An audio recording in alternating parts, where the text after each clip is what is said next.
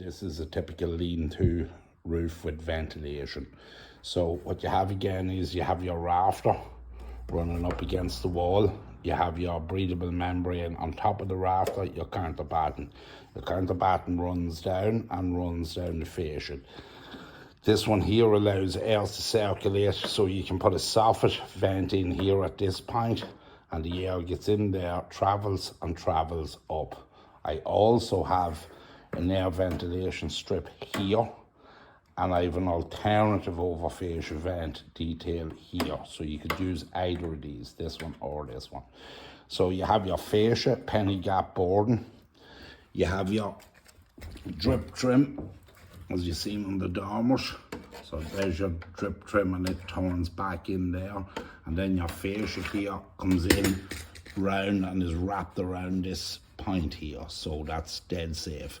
It comes up and you can see it's turned out here, so any water that did get blown in there, which would be very, very little, gets stopped at this point here.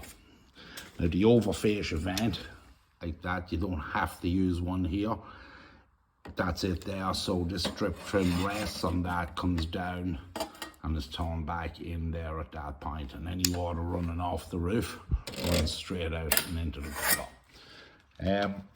Use plywood on your first layer here because it's less thick. It's 18mm where these are 21mm, and it allows for this detail here. So your air goes in there, up there and up. I use a 2B1 batten here rather than a 2B2 for this reason. If you look at your fascia, your counterflashing over your fascia vent, it's pretty bulky. If I use 2B2, it will come out more, so I use 2B1 there, and it's fine at this point. Your over fascia vent, that's 32mm from there to there, so you keep your 2B1 32mm above this. This is an 80mm upturn, so the roofing panels here come up, turn up 80mm and turn back out 10mm.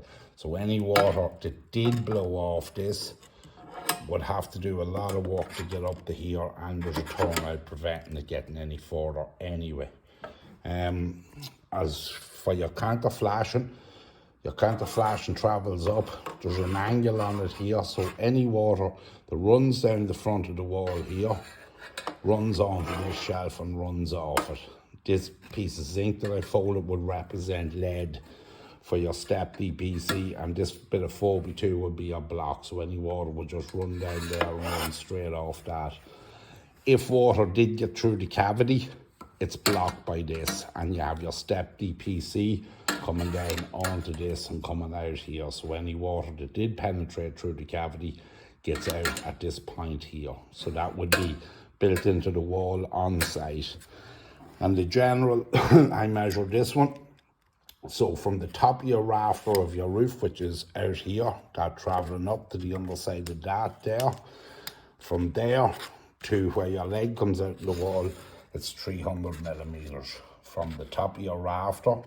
And that allows for your counterbattening, your 4B1, and your turn up on the wall, your vent, and a turn up on this here. So 300mm from the top of your rafter to where the leg comes out in the wall, and you need to let that dead out about, that's a 65mm down turn at that point there. That's the thickness of a block. That bit of lead needs to be the thickness of a block and back 20mm with a 25mm turn up. So 9-inch lead is good built in on this.